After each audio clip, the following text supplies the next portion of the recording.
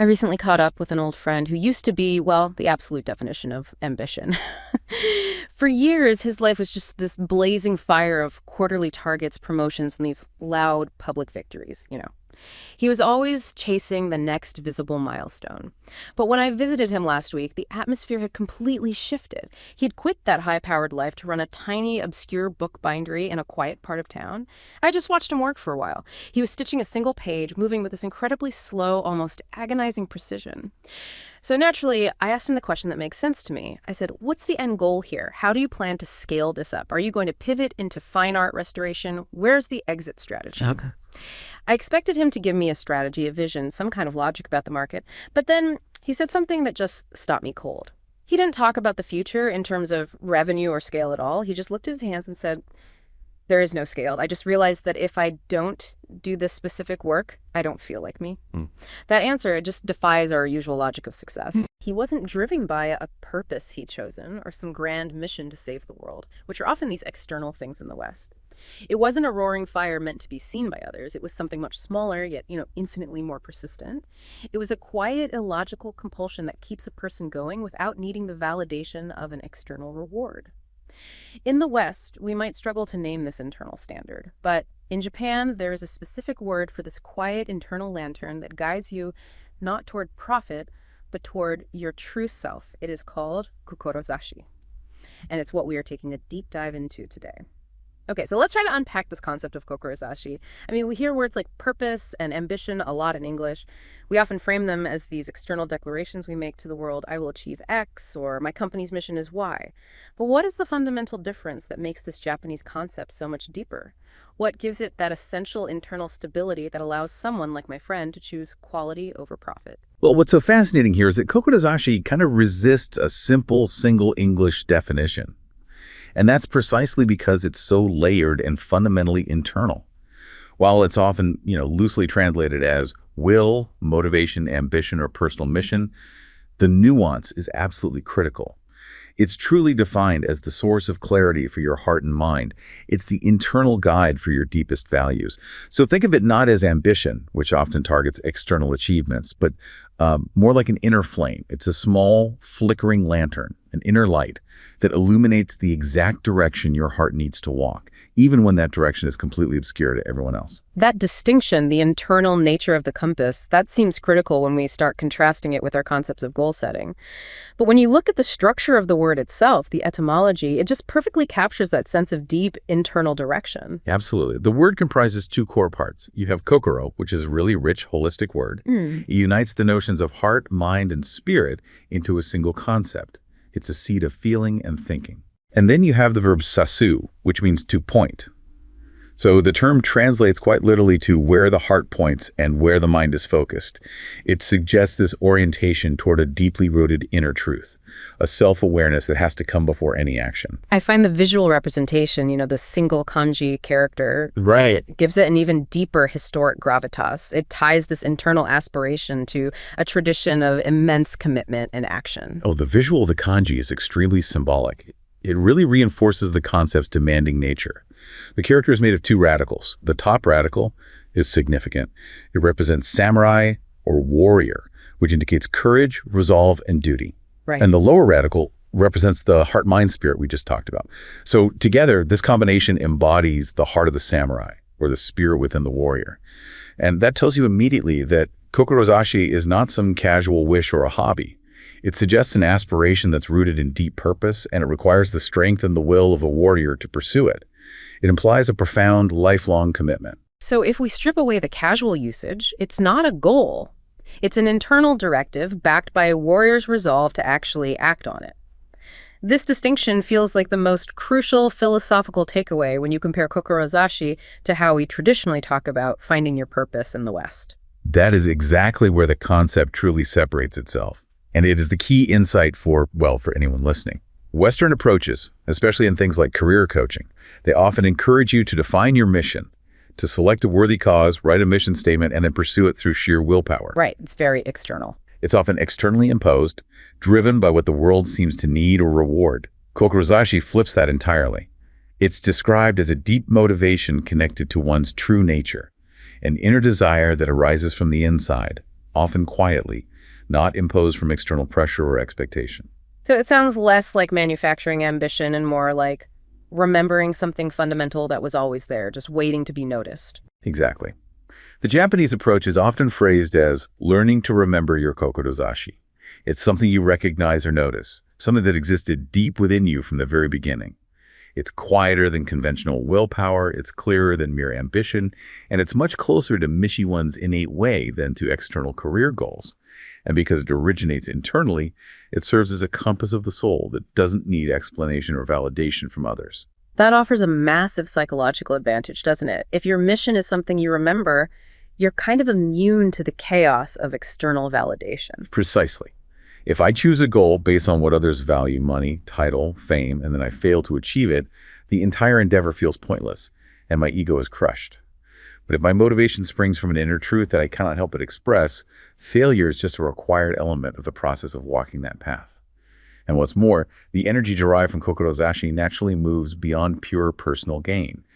By definition, because it requires the heart of a warrior, it is typically directed towards serving someone or something larger than yourself. Which means the internal metric for success is fundamentally shifted away from material outcomes. Absolutely. For the individual pursuing Kokorozashi, that internal flame is kept alive not to succeed in the external sense, to earn a promotion or launch a huge IPO, but to live without shame toward oneself. It is an intense form of self-integrity, driven by an inner code that defines honor regardless of public recognition or external reward. And to truly grasp the demanding nature of Kokorozashi, we really have to understand its deep historical roots, particularly in the rigid codes of honor and aesthetics that guided Japanese life for centuries. We are talking about something that's been refined over hundreds of years. And given that warrior component we just discussed, that top radical of the kanji, the philosophical foundation must lie squarely within Bushido, the code that shaped the samurai class. It is entirely rooted there. Bushido, the way of the warrior, was the moral code that governed everything from how a samurai managed finances to how they maintained personal hygiene. It encompassed 8 core virtues: justice, courage, benevolence, politeness, honesty and sincerity, honor, loyalty, and self-control. For a samurai, their kokorozashi was literally the conviction that justified their life and death, the principle they were willing to lay down their life for. That's commitment on an existential level, tying your whole life force to a chosen path. But obviously that intensity has been adapted for the modern world, where the stakes are usually different than facing a sword. How do contemporary Japanese thinkers translate that absolute commitment today? They translate it into dedication and profound social contribution over a lifetime. An author, Keiichi Hisatsun, who's a key chronicler of the modern concept, defined kokorozashi as making some contribution to correcting social absurdities, such as discrimination for reasons that are not the responsibility of the individual, through work that makes the best use of one's abilities and skills. So it's still highly ambitious. Oh, incredibly ambitious. But instead of demanding death, it demands decades of focused effort aimed at societal improvement. He documented 130 examples of this modern expression across diverse fields: politicians, artists, scientists, showing it's about dedication across decades rather than just raw talent. One of the most powerful examples of this lifelong dedication to art and contribution free from distraction is the story of Michio Miyagi, considered the father of modern koto music. Miyagi's life perfectly embodies the single-minded nature of true kokorozashi. He was a blind Japanese composer and koto performer who dedicated his entire existence to refining his mind and his art, living with the unwavering belief that life itself must be an art. His commitment was absolute. Born in 1894, he went blind at the age of 7, and rather than letting this crush his world, he saw it as refining his world. And his body of work reflects that profound level of focus and contribution. I mean, he didn't just play the instrument, he remade it. Absolutely. He single-mindedly honed his art, revolutionized koto music by fusing traditional Japanese melodic structures with Western classical elements, and composed over 350 works. Before Miyagi, the koto was a fixed instrument. He was a true innovator, inventing several koto variants to expand its capabilities. He created the 17-string bass koto and the truly radical 80-string koto, fundamentally changing the sonic landscape of Japanese traditional music. Wow! And what's most telling about his internal drive is that he was reportedly grateful for his physical disability. He believed it allowed him to live a life devoted solely to his art, free from the distractions that might have pulled a sighted person away from their internal path. His purpose was simply to perfect the art of life itself through music. That level of intensity in the devotion to a craft, where the devotion is the reward, is mirrored in the tradition of shokunin, the master craftsman. It's where Kokorozashi moves from a broad artistic mission to a minute, almost painful standard of quality. Which brings us to the famous anecdote of the Edo period sword polisher, Jiro. The story of Jiro is perhaps the purest articulation of self-integrity. Jiro was an Edo period sword polisher who specialized in bringing out the soul of a samurai blade. He had spent 3 weeks working on a single commission. The samurai who commissioned it was impatient for his weapon and offered extra compensation for a quick finish. Jiro had worked the blade until it looked absolutely perfect to the naked eye. It was flawless, and the customer would have been thrilled. But Jiro refuses to hand it over. Why? He refuses because, under intense scrutiny, he spots a microscopic imperfection, a slight flaw in the steel finish that the client would never, ever notice and which wouldn't affect the sword's function in battle. For Jiro, his drive wasn't customer praise or financial reward. It was the integrity of his own soul reflected in his work. He could not with honor look at the finished product and say, "This is the best I can do," if he knew there was still a trace of imperfection. So he sacrifices 3 days of paid work and spends 3 more days polishing the steel at his own expense just to satisfy the standard he holds for himself. That's an economic absurdity if you're using Western metrics. It is the ultimate statement against the prioritization of profit. To release an imperfect work would be to tarnish his own internal mirror, thereby violating his kokorozashi, the self-integrity that defined his entire existence. The crucial philosophical takeaway here is that this kind of purpose is a conversation entirely between the individual and themselves. Honor is defined not by reputation, public recognition, or profit margins, but by the ability to live comfortably with one's own reflection. That historical and philosophical context gives the concept a massive weight. It's beautiful, but it raises a profound challenge. It seems relatively easy to maintain Jiro's integrity when you answer only to yourself and your craft. But how can that same intense, non-negotiable honor survive the reality of shareholder demands, quarterly financial reports, and the high-stakes, visible world of modern global business? That is the essential question. How does this internal, quiet standard translate into a loud external business environment? The answer is that in the modern business world, Kokorozashi acts as the ultimate ethical anchor, shifting the focus from volatile short-term metrics to long-term societal contribution and building generational trust. When a company bases its strategy on this deep internal mission, it fundamentally changes its relationship with profit. Profit becomes the fuel for the mission, not the goal of the mission. And Softbank Group is an incredible multi-billion-dollar case study because they explicitly articulate this concept not as a slogan, but as their core strategic mission. Yes, Softbank Group, or SBG, explicitly states that their corporate philosophy is their unchanging kokorozashi, information revolution happiness for everyone. This mission is directly inspired by Japanese samurai culture and fundamentally emphasizes the spirit of societal improvement over individual or purely financial pursuits. For them, this mission isn't just a marketing line, it's a commitment to a 300-year vision. It's a 300-year vision. That's difficult to even fathom when many businesses struggle to plan 5 years out, and they visually anchor this commitment to history, connecting it back to a visionary group that transformed Japan. Yes, that historical connection is crucial. SBG's logo is derived from the flag of the Kaientai, an enterprising shipping company founded in 1865 by Sakamoto Ryoma. Ryoma was a pivotal figure who rejected the rigid feudal structure of the Edo period for free thinking and bold action, ultimately leading a nonviolent movement that modernized Japan. SBG admires the Kaientai's single-minded pursuit of a vision that extended 100 years into the future. By adopting their flag, SBG sees itself as a contemporary fleet of visionary crusaders, flying the banner of the 21st century Kaientai, a group dedicated to shaping the future, not just participating in the current market. So their aspiration isn't just for the next few years, but for the next few centuries, focusing on legacy and impact. What does that mean practically for their investment strategy? It means that capital allocation must serve the kokorozashi. SBG aims to accelerate the information revolution to address massive global issues. We're talking about climate change, bridging the education gap, and curing diseases using advanced AI. Their vision is explicitly stated as helping to shape the next 300 years for future generations. This long-term commitment allows them to operate as a vision capitalist. Their core mission is consistent: Information revolution for happiness, even though their investment areas constantly evolve. So they pivot from PC software in the 80s to the internet in the 90s and now overwhelmingly focus on AI businesses. But every single investment decision has to map back to the Kokorozashi. Precisely. The mission remains the North Star. They invest in unicorns or companies that have the potential to be world-changing because these investments align with their goal of solving societal problems via technology.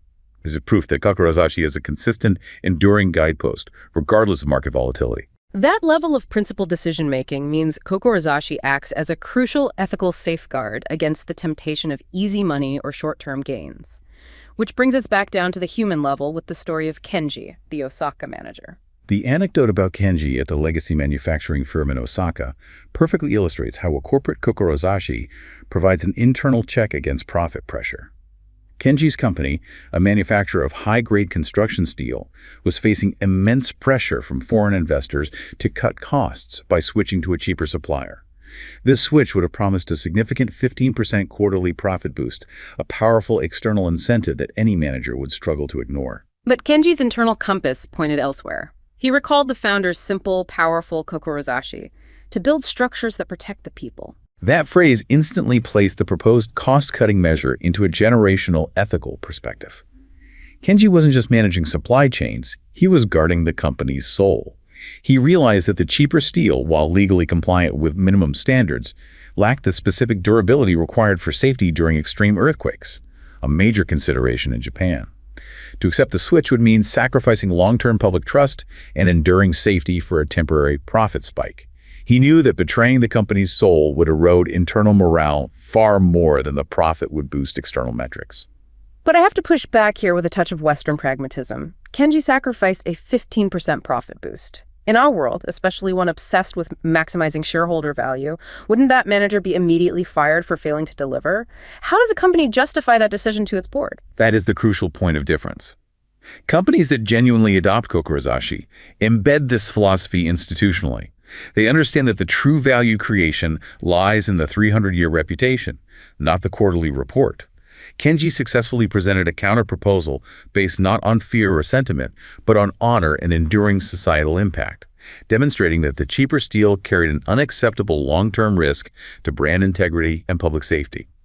The management, driven by the founder's vision, supported the ethical choice. The implication then is that Kokorozashi acts as a vital tool against the dehumanization of business, ensuring leaders prioritize long-term resilience and societal impact over immediate financial metrics. It fosters a necessary generational view. And critically, this sense of purpose is also a profound strategic bridge.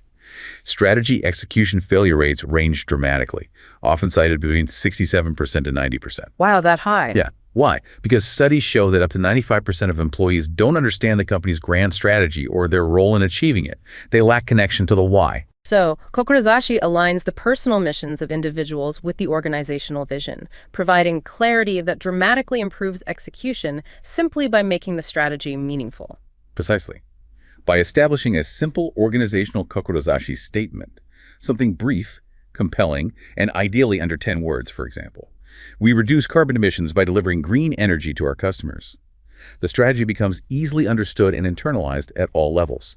The process involves starting at the highest level, defining the mission, breaking it down into actionable goals for departments, and most importantly, linking it directly to employees' own Kokorozashi. This sounds like a top-down and bottom-up alignment, which would reduce the issue of gold plating when highly efficient departments execute tasks perfectly, but the tasks themselves don't contribute to the larger goal. It does. Clarity reduces waste, it eliminates gold plating, and it ensures employees understand their role in the bigger picture. When you know that cutting a specific corner violates the company's Kokorozashi, like Kenji did, you are motivated not by compliance, but by self-integrity, leading to massive boosts in engagement and motivation. We've mentioned Ikigai several times, and in the West, it's often celebrated as the ultimate goal, the ultimate finding. But the sources suggest a hierarchy or progression. Ikigai is where it starts, but Kokorozashi and a third concept, shiku, are required for true leadership and societal impact. Let's unpack this three-part progression because understanding the difference between them is crucial. Here's where it gets really interesting, particularly for leaders trying to move beyond personal fulfillment. Ikigai has been popularized as that sweet spot, the Venn diagram, where passion, talent, need, and profession intersect. However, its real deeper meaning is much more personal and internal. Ikigai captures the universal human longing for joy and fulfillment, what makes your life worth living. It's what fuels and sustains you personally. It's inward-focused. So ikigai is necessary for self-maintenance, the quiet, personal reason to get out of bed. But it's insufficient for leading others or building a generational company. It's fundamentally about what gives my life meaning. That is the essential starting point. But leadership demands external impact. This creates the necessary three-part progression for intentional, impactful action. First, ikigai, meaning for self, your personal why. Second, kokorozashi, purpose for others, your leadership why. This is a personal leadership mission serving a greater good, fueled by your ikigai. And third, shiku, intention into practice, your how. That transition from aspiration, the kokorozashi, to execution, shiku, that is the gap where most Western strategy fails. We're great at defining the why and the what, but execution is often where we drop the ball. What exactly is shiku and how did the kanji define it? Shiku is the ultimate discipline of intentionality. It translates simply as intention or intention, heart plus direction. The term combines the kanji for kokorozashi, which is ephemeral, the aspiration or heart's purpose, with muku, meaning to face toward or direction. If kokorozashi is the vision, shiku is the relentless day-to-day discipline required to move toward that vision. So if kokorozashi gives you the warrior's heart, shiku is the system that ensures the warrior actually shows up every day, polishing the sword, even when no one is watching. Exactly. Shiku is the how of leadership, the discipline of aligning every daily choice, behavior, and strategy with your deeper purpose. It ensures that the noble aspiration of kokorozashi does not remain merely wishful thinking, but becomes a tangible, lived reality, creating measurable impact. It's the difference between saying, I want to solve the education gap, and scheduling 30 minutes every morning to mentor one student. The sources stress that all three elements are necessary, and the danger lies in omitting any one of them. Let's use practical examples. What does a life or a career look like when one of these components is missing? The omission creates distinct vulnerabilities that are sadly common. Okay, let's start with ikigai without kokorozashi. What happens when someone is personally fulfilled but lacks that outward-facing purpose? Right. So ikigai without kokorozashi risks being too focused on self-care and personal contentment. Imagine an artist who finds profound joy in painting, but refuses to ever show their work or use their talent to address a larger theme. They are happy, but their mission is narrow, failing to use their unique contribution for the benefit of society. It's personal joy without societal meaning. Okay, now the opposite. The leader with a noble vision, but they lack the discipline to execute. Kokorozashi without shiku. This is perhaps the most common failure point in business. Kokorozashi without shiku means the leader possesses a noble purpose. We will eliminate carbon emissions. But they lack the necessary translation into daily behaviors or strategic action. They talk a good game, they inspire others, but nothing fundamentally changes on the ground. The aspiration remains merely a beautiful idea, wishful thinking that never turns into reality. And finally, a company or leader that is incredibly efficient and disciplined, but lacks a meaningful purpose. Shiku without kokorozashi. This is highly efficient, disciplined execution of meaningless tasks, like a machine running perfectly in the wrong direction. Shiku without kokorozashi results in actions that are intentional and disciplined, perhaps maximizing profit quarter after quarter, but they are not aligned in any unified, purposeful direction, leading to misdirected effort and eventual existential confusion. They are busy, but ultimately, they can't answer why they are busy. So it's a holistic system, meaning fuels the energy, purpose inspires the commitment, and intention ensures that action is always aligned. It's a full loop. That's right. Leaders must embody their kokorozashi and relentlessly practice shiku. This means aligning heart, purpose, and daily action, whether that's through profound strategic changes or small, consistent behaviors like asking more questions than giving answers, deliberately blocking out time for reflection, or embracing mistakes as necessary learning opportunities in the pursuit of the mission. The system requires constant intentionality to remain effective. For the individual listener, especially hearing the detailed corporate strategies and warrior analogies, this all sounds like a serious, lifelong heavy lift. If kokorozashi is about the heart of the warrior, it sounds demanding. But the concept is actually supposed to be a source of quiet joy and profound resilience. What are the personal benefits of this practice, and how do we actually find this inner lantern? This is critical. While the concept is demanding, the paradox is that kokorozashi is a source of profound resilience precisely because it is purely internal. When your motivation is anchored in something only you can validate, your self-integrity, no external failure can extinguish it. It acts as a mental health tool, creating an internal center that provides psychological safety. It emphasizes value in the process of walking the path, not the temporary glory of the trophy. We saw the immediate consequences of neglecting this internal standard in the story of Yumi, the high-flying advertising executive. She was chasing the external trophy. Yumi was the textbook example of chasing the externally defined 5-year plan. She had the massive salary, the corner office, the impressive title, but the relentless, externally imposed pursuit led to a total physical and mental burnout at age 28. She achieved every metric of external success, yet felt completely empty and collapsed under the pressure. Her recovery process, thankfully, was a radical pivot away from that goal-setting mentality. It was. She sought help, and part of her recovery involved returning to an activity she had forgotten, practicing calligraphy. She didn't do it for an audience, for profit, or for a gallery showing. She did it purely for the faint, warm feeling in her chest, the internal connection with the precision of the brushstroke, the quiet joy of the moment. This process of creating something solely to please herself rather than an external client was the beginning of recognizing her kokorozashi. It was a whisper, not a scream for attention, and that quiet, illogical compulsion became her internal anchor that pulled her back. That quiet anchor offered true resilience.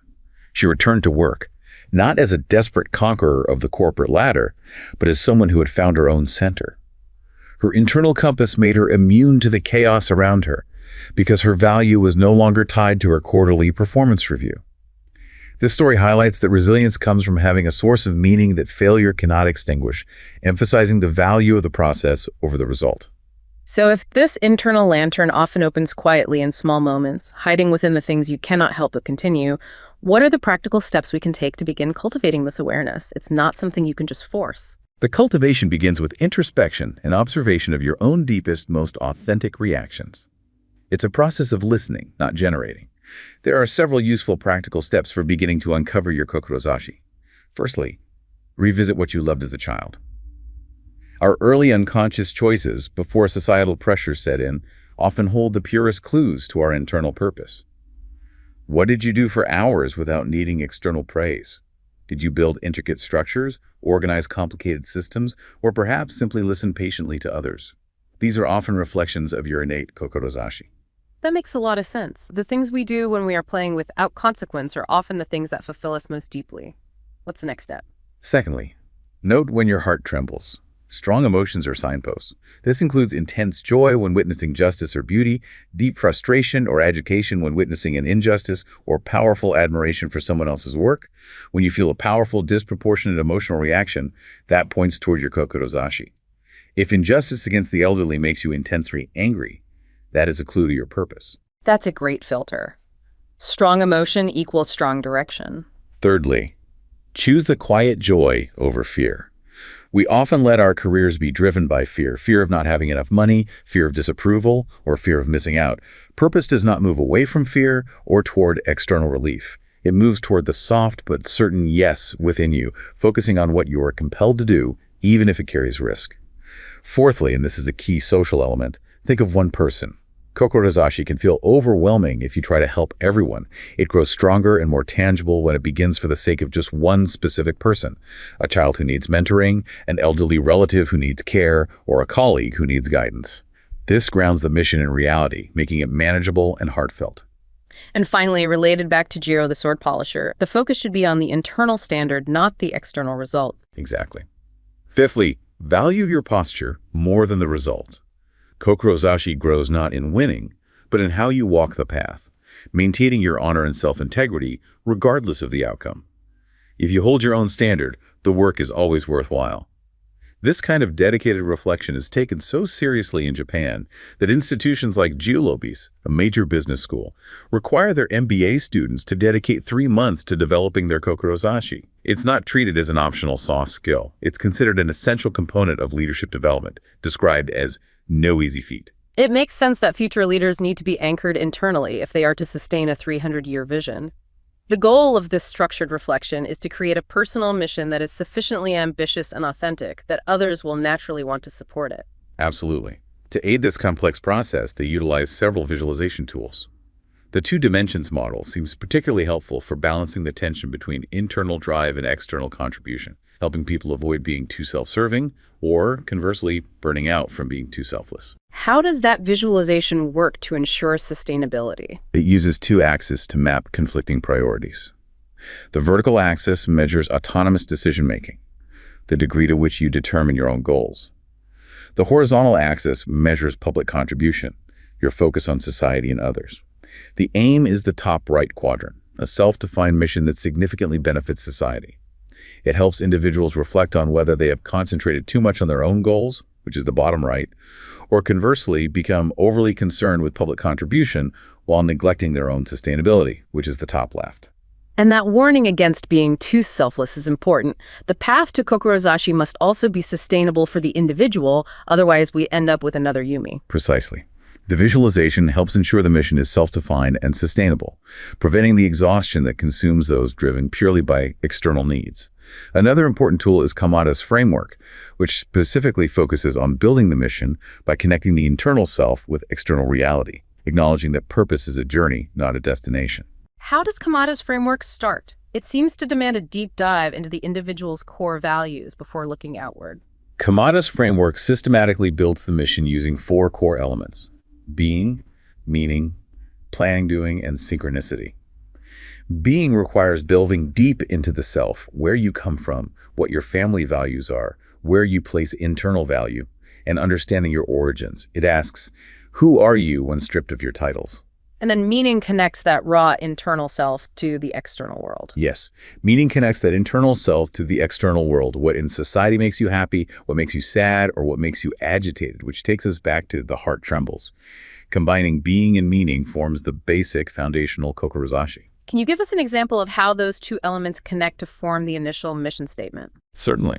Let's imagine someone reflecting on their being realizes, I was raised in a large family where sharing dinner and deep conversations with all generations was the most valued ritual.